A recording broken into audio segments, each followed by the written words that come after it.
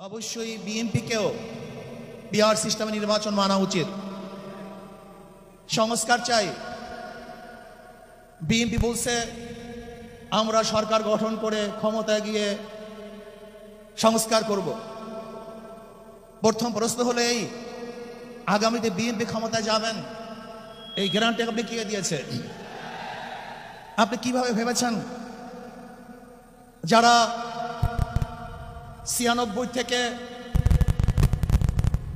96 পর্যন্ত ফেল করার কারণে 96 ক্ষমতা আসতে পারে নাই, আবার 2001 থেকে 2005 পর্যন্ত দেশ চালাবার কারণে 2008-এ তারা ক্ষমতা আসতে পারে নাই। 2001-এ বিএনপি ইশতেহার ঘোষণা করেছিল, সেই ইশতেহারের মধ্যে 10% বিএনপি বাস্তবায়ন করতে পারে নাই।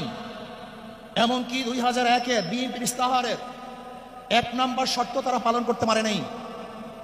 আমি বিশ্বাস করি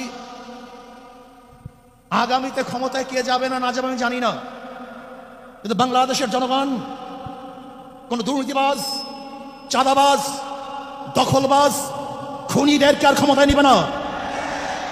বাংলাদেশের জনগণ রক্ত দিয়েছে, জীবন দিয়েছে বাংলাদেশে চাঁদাবাজি করার জন্য নয়, খুন করার জন্য নয়, দেশকে দখল করার জন্য নয়, দুর্নীতি করার জন্য মানুষ রক্ত দেয়, জীবন দেয়। বাংলাদেশের মানুষ জীবন দিয়েছিল, মানুষ মুক্তি পাবে, শান্তি পাবে।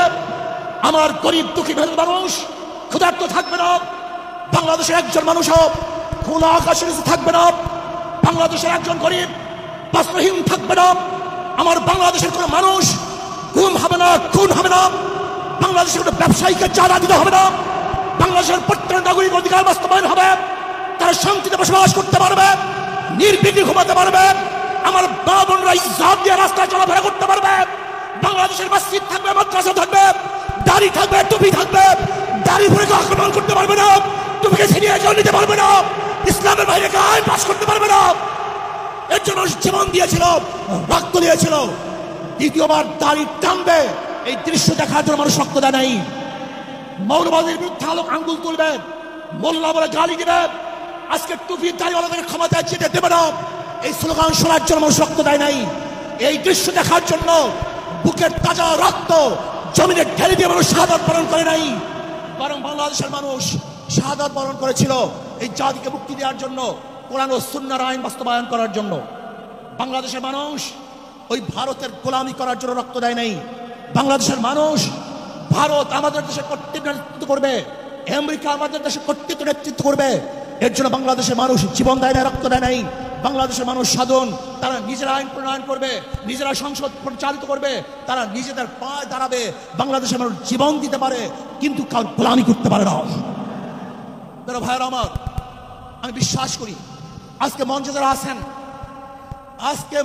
আছেন, যদি আমরা মুনাফিকি না করি, মঞ্চে যারা আছে যদি মুনাফিকি না করি, মুখের এবং কাজের কথা যদি একসাথে থাকেন, মুখের সাথে কাজের যদি মিল থাকেন, আমি এই লক্ষ জনতার সামনে কসম করে বলতে পারি আগামীতে ক্ষমতা যাবে ইসলাম, ক্ষমতা যাবে ইসলাম, কোনো সন্দেহ নাই।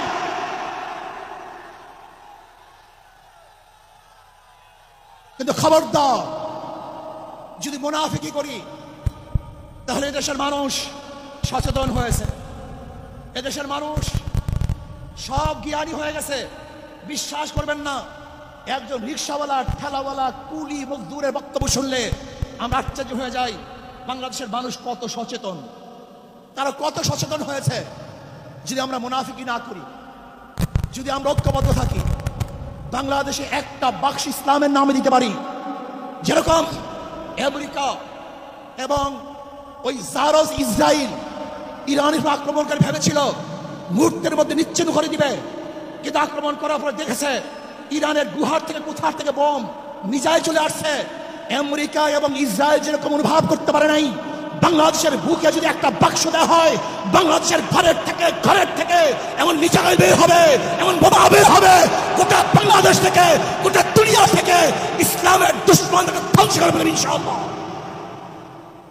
ঐক্য হন, মুনাফিকি করবেন না, একসাথ হন, ঐক্যবদ্ধ হন, এইটা আমার মেসেজ থাকবে, যদি ঐক্যবদ্ধভাবে ক্ষমতার লোভকে সংবরণ করে, আমি ক্ষমতায় যেতে চাই না, ইসলামকে ক্ষমতায় নিতে চাই। আমি ক্ষমতায় যাইতে চাই না, কোরআন ও সুন্নাহকে ক্ষমতায় নিতে চাই।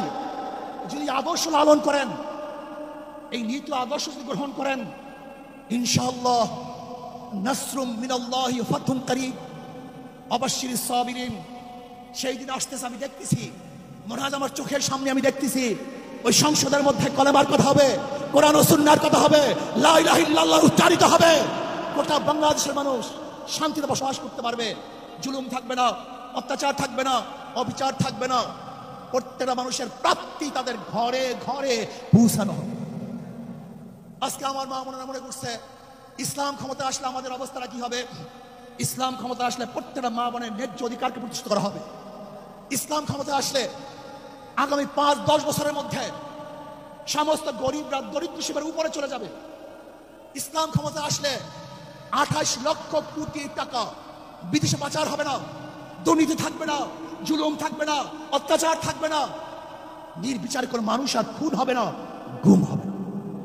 ইসলাম ক্ষমতা আসলে শ্রমিকদেরকে তাদের অধিকার আদায়ের জন্য রাস্তায় নামার কোনো প্রয়োজন হবে না। ইসলাম ক্ষমতা আসলে কৃষক, শ্রমিক, মজদুররা তাদের অধিকারকে প্রতিষ্ঠিত করার জন্য ইসলামী সরকার তাদেরকে নিয়ে কমিটি গঠন করে তাদের প্রাপ্তি তাদের কাছে পৌঁছায় দেবে। আসুন, ইসলামী হুকুমাত কায়েম করার জন্য আমরা চেষ্টা করব।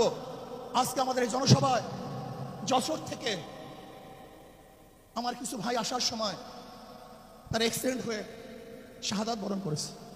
আল্লাহ তাদেরকে জান্নাতুল ফেরদাউস দান করেন। আমার অনেক ভাইরা আহত অবস্থায় আছে, আল্লাহ পাক তাদেরকে সুস্থ করে দেন। আসুন, আজকে জনসমুদ্রে আমরা আসছি, আমাদের টাকা নাই, পয়সা নাই, নিজের পয়সা দিয়ে এসছি, নিজের খানা খেয়েছি। এই জাতিকে, এই দলকে, এই কাফেলাকে গোটা দুনিয়ার কোনো প্রশক্তি পরাজয় করতে পারবে না, থামিয়ে রাখতে পারবে না। অবশ্যই ইনশাআল্লাহ আমরা বিজয় হব। আল্লাহ আমাকে এবং সবাইকে ইসলাম হুকুমাত কায়েম করার তৌফিক দান করেন। আমা আলাইনা ইল্লাল বালাগ। আসসালামু আলাইকুম ওয়া রাহমাতুল্লাহ।